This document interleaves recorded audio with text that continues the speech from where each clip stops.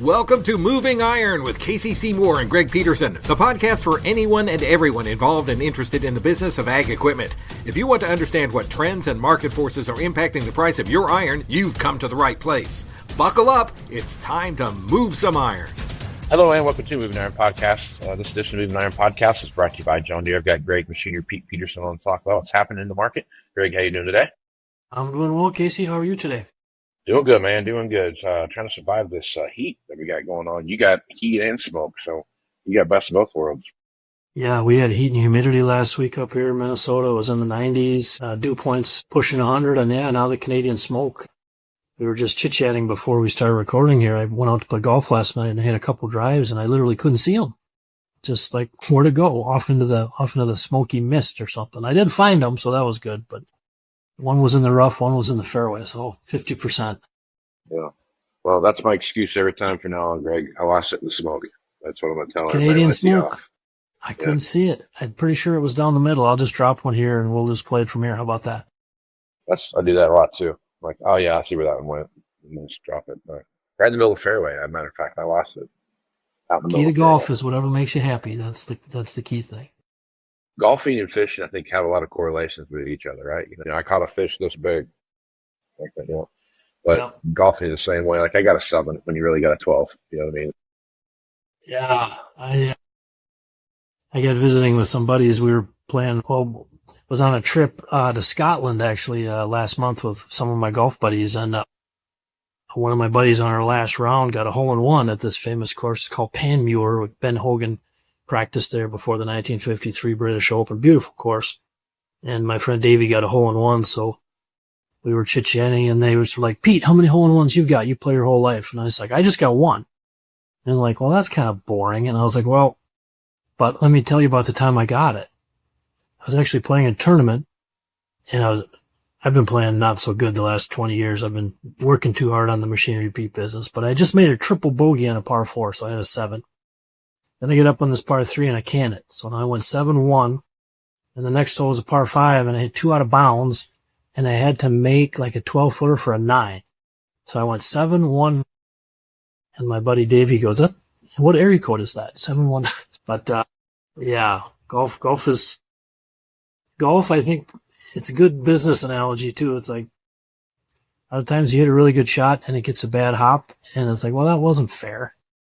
But I learned when I was a little guy, it's like life's not supposed to be fair. Golf kind of makes you accept that at a young age, I think. Or you can choose not to accept it and drop one in the fairway. Yeah. When I play golf by myself, I usually get at least 2 hole-in-ones, and I typically shoot 10 under par, but no one's there to see it. 63s, yeah. Hey, that's good stuff. I can't keep up with that, Casey. It's the pressure that of other people playing that ruins my game. So that's what happened. I did post a note on social this last week. It was, the British Open just finished as we're recording this yesterday on Sunday. Played at Royal Birkdale, and actually played there 21 years ago. I played in the British Amateur, and so it was fun watching the tournament this week. I'm trying to remember the holes, but the last hole is kind of a famous, super tough par 4. The guy from New Zealand birdied it to win the tournament, but my dad was caddying for me, and I pushed my tee shot into the rough, and I think I was like 6 over, 7 over. Just had to make a bogey to break 80, basically. And the rough caught my 6-iron and went straight left. Now I'm in the kind of the hay over there short of the green. I'm trying to hit a pitch shot, and I swing, and it went right under it, whiffed it. And my wife has hardly ever watched me golf, but she was behind the green and took a picture right as I whiffed it. I was like, oh, what are the odds of that? I've played my whole life. You've watched me play like 4 times, and I've whiffed like 2 shots in my life, and that was one of them, and she took a picture of it at Royal Brookdale across the ocean. Yeah. Now you can remember that shot for the rest of your life, Greg. So. Oh, yeah. I made a double and I shot 80, and I was not a happy camper when I finished, but I got over it. I had a pint, and then I was fine. Couple pints, couple fifths of whiskey, you're good. You're back in the game, you know. A little Scotch whiskey, you're good. A little Scotch or a Guinness or 2, and life's not so bad. Can't beat it with a stick. Can't beat it with a stick, Greg. Well, literally. In your case, literally, you can't beat it with a stick. So, you know, it's not too bad. Can't beat it, no. All right, man. Let's talk about what's going on in the auction space. You saw a couple sales go through today over the week here. You saw one up in Canada. Ritchie Brothers had a couple things come across there. Talk about what we saw there. Yeah, Ritchie, of course, been very busy. And, of course, they just purchased a Big Iron not too long ago, so lots going on. And also recently purchased Blackman Auction, so lots happening with our friends there with Ritchie Brothers. But last Thursday, they had a sale in southwest Saskatchewan. Now, I don't mean to offend our friends up there. Me trying to pronounce the name of this town, I'm not even going to try, Casey. I'm just going to say it's a little northeast of Havre, Montana, across the line in Saskatchewan, and some really good prices, I thought. They had a 24 model John Deere X9 1000 combine, 457 engine hours. Now it's sold with no head, no pickup header. There's a lot of times up there they sell it with the header, but just the box went for $562,717 when you convert it to US dollars. So that's the highest auction price this year on an X9 1000. You got to go back to last December, kind of that hot end of year period. There were a couple snuck in higher than that, but it was interesting. I did also look to see what the average dealer ad price is on a 24 model X9 1000 today, and that number is $638,201. So hard cash last Thursday, 562.7. Again, it had 457 engine hours, so it wasn't like 200. So I thought that was indicative of what we've talked about here the last three episodes about how good used combines, even late model ones, have kind of strengthened a little bit. I had another proof of that data point last Tuesday. We were filming an auction in, where was it? Mount Pulaski, Illinois. Kevin and Kathy Wilhelm were retiring. My friend Mike Mosky had the auction. Mike's a great guy. And Kevin had an 18 model S770. I think that's the first year they made those, 18 model. 1,818 engine hours, went for $194. And I think the average, I went back and looked at a bunch of 18 models, the last 6 months, and 194 was quite a bit above, but that was a very nice farm retirement auction. So yeah, used combines have been doing pretty well. All right, let's talk about this real quick. You and I have our same way of getting the same number, but just a different way of getting it. What was the average sale price for the X9 1100 you were talking about? Well, if you look, the one on Thursday brought 562.7. Now, if you ran an average on auction price on all X9 1000, it's $402,015, but that's okay. All model years. All right. Now, So what was the average on the retail side? Yeah, well, I just looked at the 24 models, and that average was 638.2. So to do a fair test, I'd have to find out, average auction on just the 24 models, and maybe I can do that here. If you got just a second, I'll see if I can click. What was the auction? What was it? Auction 562.8. 562,717 US dollars. That's what it sold for on Thursday. 24 model, 457 engine hours, no heads. And again, that hard cash, that's the highest in 8 months. So again, I just quick looked at it and see what a dealer average ad price is on a 24 model, and that was a 638.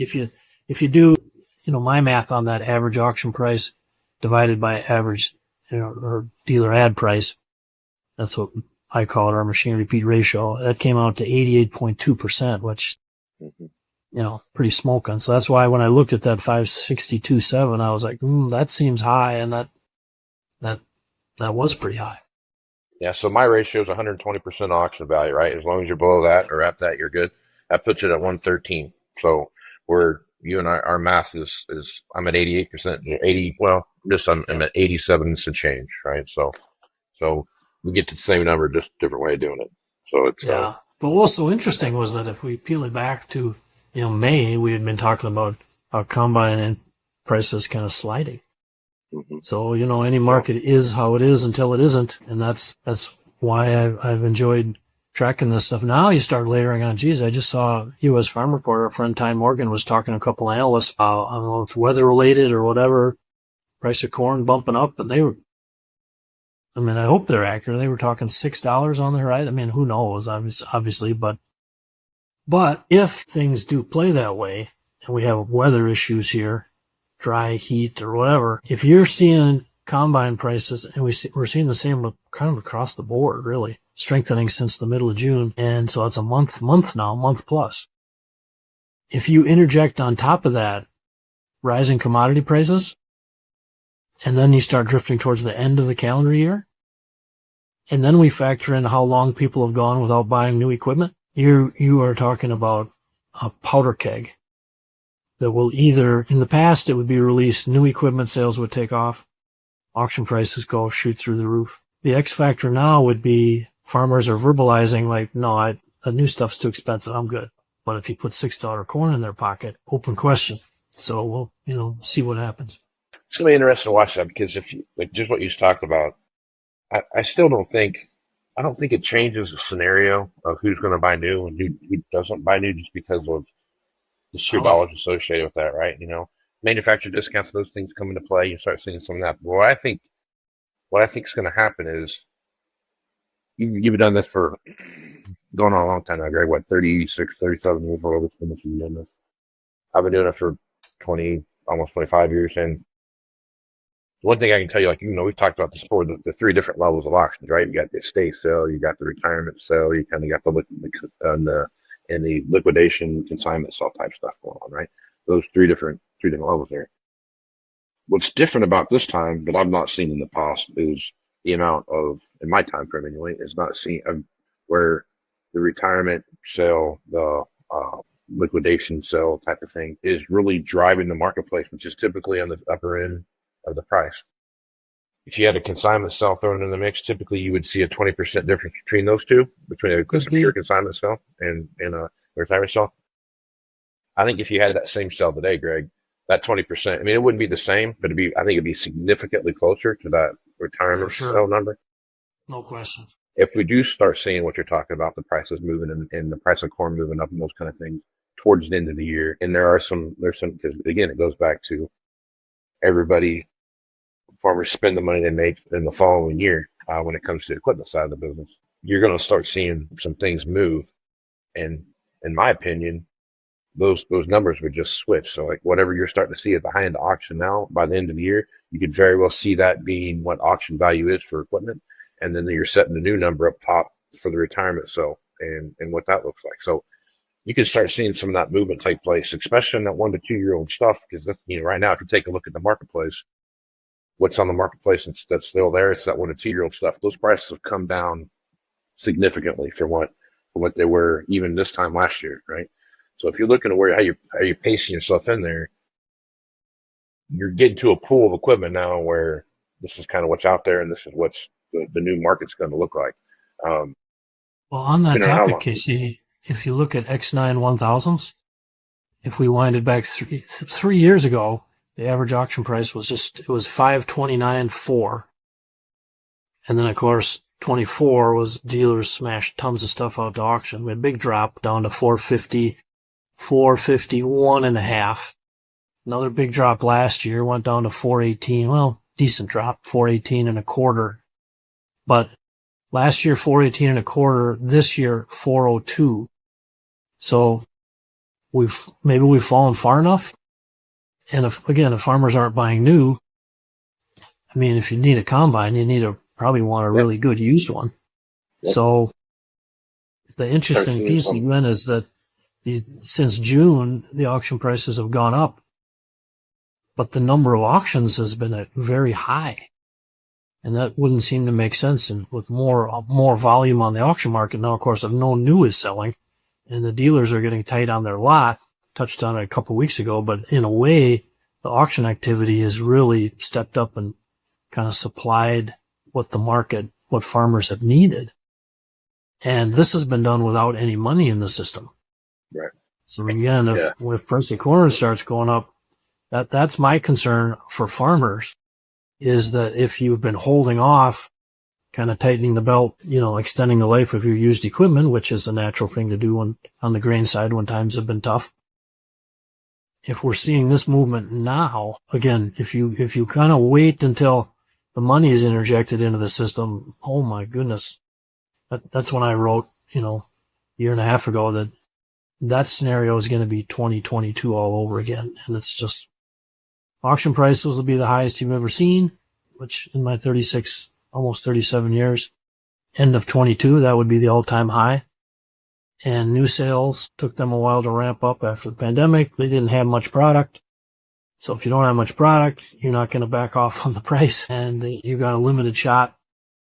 So I'm concerned for farmers with this particular mix because the used inventory has got so much tighter over the last 2 years. It's starting, again, it's affecting the auction prices right now before commodity prices have gone up. So yeah, it's been it's going to be an interesting run toward the end, right? And if we do see a shot, you look at everything across the board too. I mean, wheat's been doing well. Soybeans and corn have been falling right along with wheat, and interesting to track how that moves. But it is going to have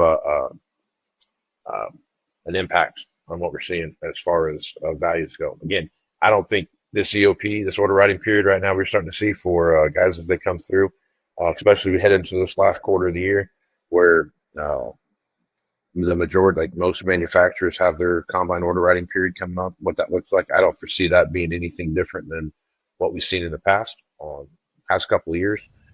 I think row crop tractors, four-wheel drive, this kind of things are all kind of following along with that.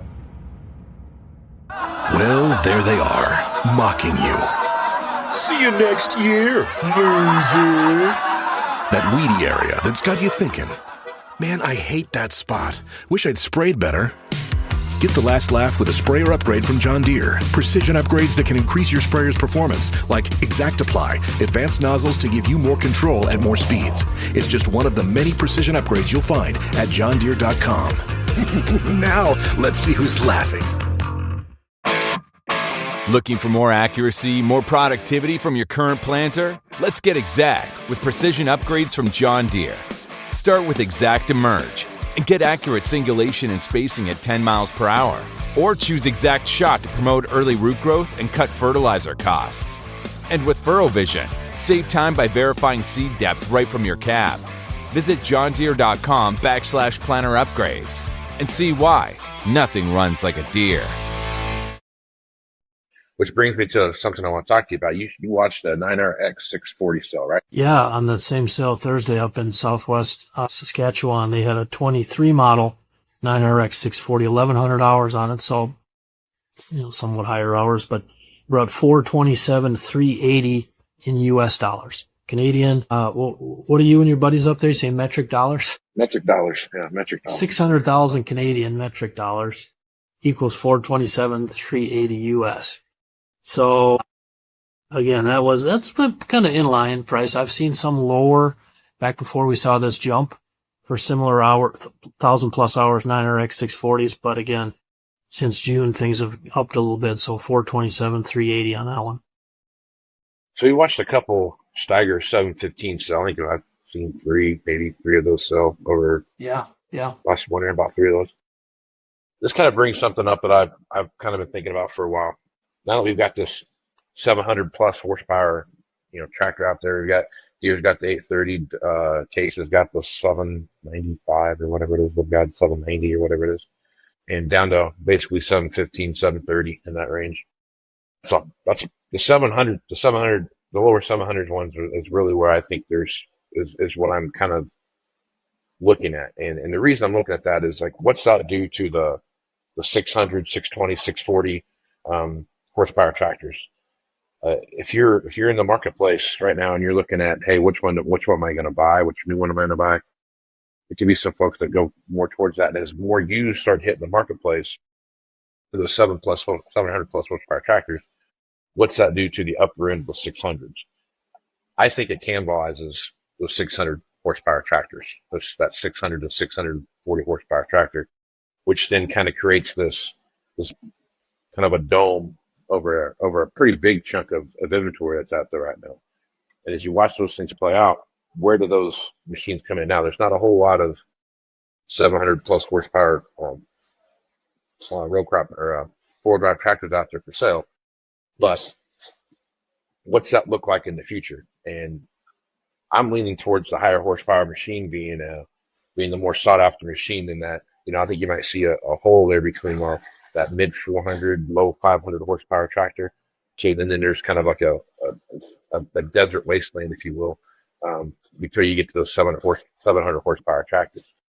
To me, as you watch what play out, that can have a significant play on machine values and what does that look like in the middle. Well, that's very interesting, Casey. Yeah, I'd say a couple of things. I spent 5 days on the road last week, Illinois and Indiana. Look, we covered one auction. We previewed 3 others. So you're talking to farmers. One thing that came up a couple times. Now, granted, the farmers who were retiring are, one guy was 83. Another was, upper 70s, I believe. But, both talked about how increasingly hard it is to find help. So when you talk higher horse tractors like that, now right now, the last few years, if you go to a farm show or go hang out in the coffee shop or online or whatever, it is true. I mean, not everyone needs a tractor that big. But you and I have been doing this a long time. If you look back, history is a teacher. And so the need for the bigger machine and, to let me do more quicker has kind of always been proved out. And now it's become exponentially harder to find and keep good help. I mean, those two things are working towards, I think kind of what you're talking about. Now, one interesting thing, now this will be weird because Machinery Pete, I'm the auction price guy. So people know I don't like to predict things. I don't. But what I would say, again, seeing Tyne Morgan talking to a couple analysts talking about $6 corn. Now, take that for what it's worth if you think that's going to happen or not. My only point is if you do think that there's a fair chance that could happen or even get kind of close to that, and if you are assessing your equipment needs on your farm, remember what 22 was like and how difficult your dealer only had X amount. I only got a few planters, if you're thinking that if that plays out, you're going to need a new whatever, you've been saying it for years, Casey. You got to be proactive with your dealer, the relationship. So get in your dealer's ear. If you're of that mindset that if corn or beans get up to this, then it's time for us to get it. Boy, you better have your dealer knowing you're call number one. Because again, I saw this movie 4 years ago and, we have even less, I think, used equipment now than we that was an all-time low. We're getting close. So you just don't want to be behind the 8 ball. And it can seem crazy, I realize right now, saying, buying a big new tractor or combine when things are so tight. But again, like I said before, things are as they are until they aren't. And then, now you got a new reality you got to deal with. And if you're late on it, you won't get that new piece of equipment. It just won't be there. It'll be interesting to watch how that plays out because, just like in past years, we've talked about this too, where early in my career it was equipment was 1 or 2, and now it's 7 or 8, maybe 9 out of the top 10 things that are out there because inputs and everything else that come into play and the dollars associated with those anymore.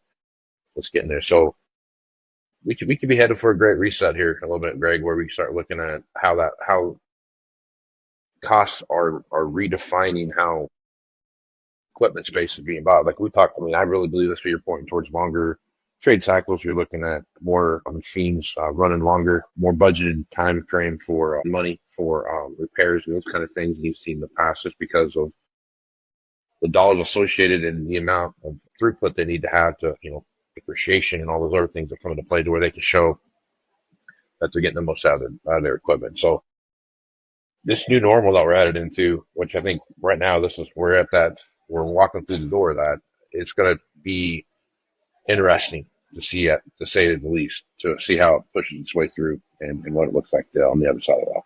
And I know for sure it's going to be fascinating to see. And, the longer I've been in business and you deal with people, whether auctioneers or farmers or dealers, whether we know it or not, it's like we all should have had minors in psychology when we went through college or whatever schooling we had, because basically you're trying to predict economic events, but then you also have to account for the human factor. What are my customers going to do? How are they going to react? And to me, if commodity prices do make a nice run up, we're going to have this huge battle between farmers, what they've been saying for the last 18 months. Like, you know what? I had too much stuff.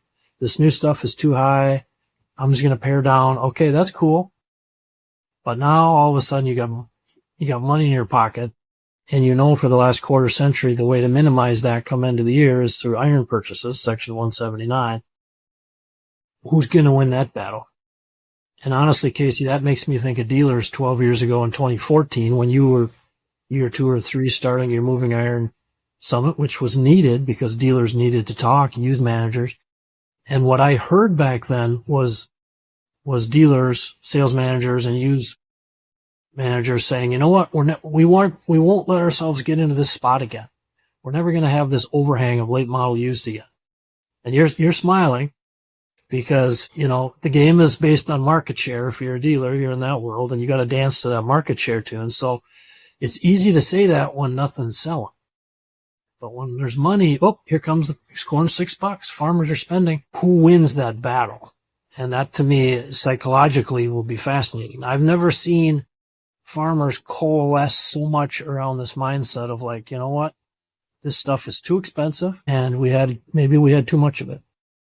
Now, again, also in grain, 23, the last 25 years, auction prices have gone up November, December, and that's for good times and bad, and that's for one reason. Farmers are minimizing their tax bill.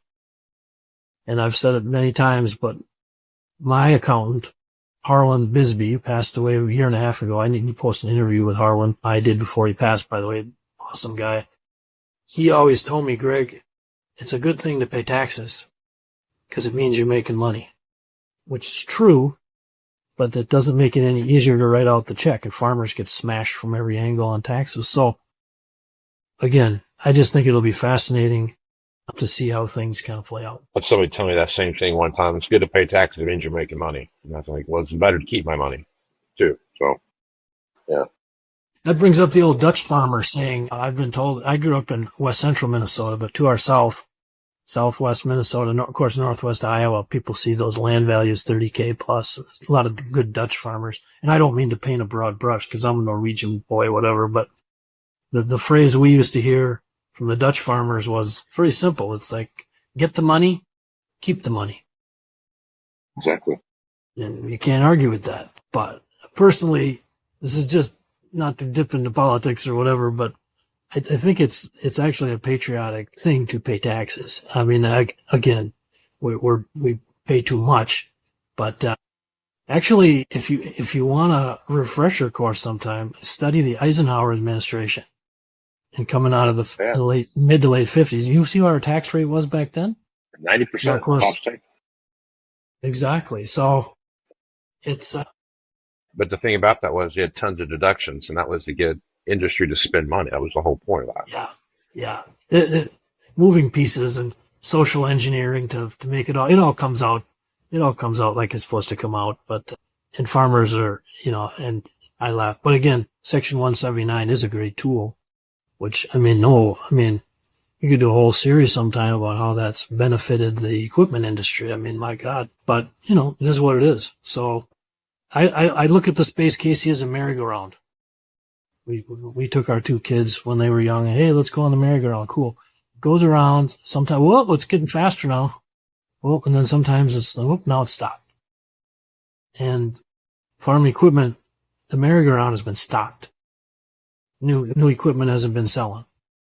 Okay, well, at some point, when we're seeing these auction values go up the last month plus, if that happens before money's in the system, that's my only thing. It's like, you just got to be aware of that, because if you're waiting to make your decisions, sometimes waiting works out for you, but usually it kicks you in the ass, honestly. Well, I guess to use your analogy of the merry-go-round, when you're in the industry, this equipment industry, you start going around the merry-go-round, and you start feeling yourself being pulled off the merry-go-round, it's time to slow the merry-go-round down. And that's the biggest issue that we have in the equipment space when it comes to selling equipment is that everything good comes to an end, right? And sooner or later, you have to step back and realize, like, excuse me, you sit back and look at how everything that's happened in the industry, where things are headed, what things are going on, what's the forecast look like, those kind of things, and you start pulling back. The COVID thing, with the way things are going, it was That was the easiest. I've heard a lot of people say no one saw this coming, and I, for the life of me, can't figure that one out. I watched that happen. It was an easy one to see because as soon as the manufacturers could start building again and supply chains got filled back up, it was going to bring this all that premium off the top, right? Because now there was no more scarcity. Working right through that. Long story short is you got to pay attention to what's going on, and you got to educate your customer, and your customer. You need to listen to what your customer saying, and also, but say, in best interest of your farm. If you buy this today and you want to do it again next year, there's probably going to be X going to happen, right? Those are the kind of conversations you got to have. You also have to be seeing that. You have to see those things come and pay attention. Yeah, you've been an advocate for those honest dealer, farmer, customer conversations for years, Casey, and you're completely correct. In fact, when you mentioned COVID there, it actually reminds me that the month of March of 2020, the shutdown month, middle of March, and I've talked about this a lot, but auction pricing within 10 days had spiked. And there was no reason commodity price level wise for it to spike, but it spiked. And I wrote about it at the time, and there was different factors going on, but when used values jumped like that, then and I wrote about it for the Wall Street at the time, I said, this is a sticks of dynamite just sitting here, and all you need is commodity prices to take off, and then poof, we saw what happened to 21 and 2, and it's the exact same, sticks of dynamite sitting in the space right now. Now, maybe commodity prices will stay low for another 3 years. I hope not, but you're right. You gotta, talk to your dealer. Obviously, farmers are, know they have to be proactive with lenders, let them know plans. But yeah, I've almost 37 years I've been doing this. This is probably the most interesting little period that we've waded ourselves into right now. So it'll be, again, who knows what's around the next corner, but again, as we go day by day, that's where these breadcrumb data points, like that X9 1000 Thursday. So that was 4 days ago. Farm auction, 2 years old, 457 engine hours, 562,717. You can argue about that's too high or too low, but you can't argue that that's what it sold for. And that's the thing. And the last month it started to go like this. To your point, eyes wide open. Yeah. Yep. And I think that's the thing that you have to understand: where you're going, where you're headed, what's the market looking at, what are some of the things that are moving towards there, and what are some of these breadcrumbs starting to tell you a little bit. Just pay attention on both sides. Yep. Dealer and customer alike. Make sure you guys are thinking about what the future looks like. So. All right, Craig, good place to stop. Folks want to reach out to you, get you to come to their auction or come speak at an event, just go to machinerypeak.com down there and hit you up on socials over there. Yep, same as always. Just reach out, folks. We do have some really nice auctions coming up. I'll be having a couple preview videos coming out. If you're into the muscle tractors, by the way, I should point you to August 19th. Our friend John and Jim Mowry with Mowry Auction Company, Milford, Illinois.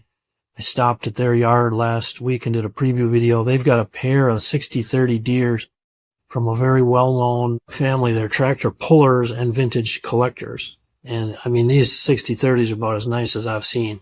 And John wanted to get my eyes on it, so I threw a picture out last week.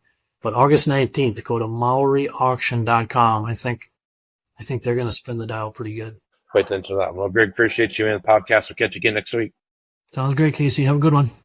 Me too.